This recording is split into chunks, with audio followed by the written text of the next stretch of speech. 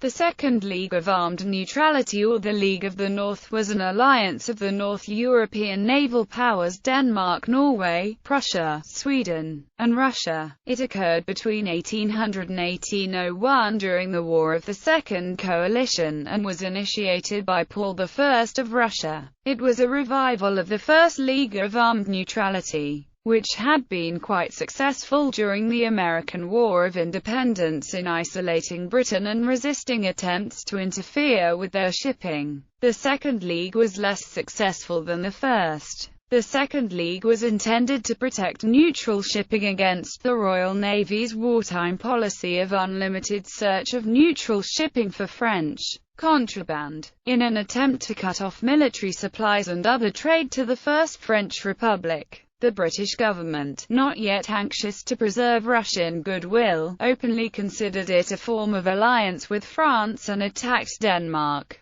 destroying parts of its fleet in the First Battle of Copenhagen and forcing it to withdraw from the League. Britain also occupied the Danish West Indies between March 1801 and April 1802. In addition to this, Prussia invaded Hanover in April 1801 as a way to attack the British. Paul's death in March 1801 and the accession of Alexander I led to a change of policy in Russia, and the alliance collapsed. Russia later joined the British in a coalition against Napoleonic France. Legacy. The prospect of a Third League of Armed Neutrality, potentially including Britain and France, was briefly proposed in the 1860s. During the American Civil War, following the Trent incident in which the U.S. Navy stopped a British vessel and removed 2 Confederate diplomats. Ultimately, the two countries did not form a league but did maintain the principle of the freedom of the seas, and both remained neutral.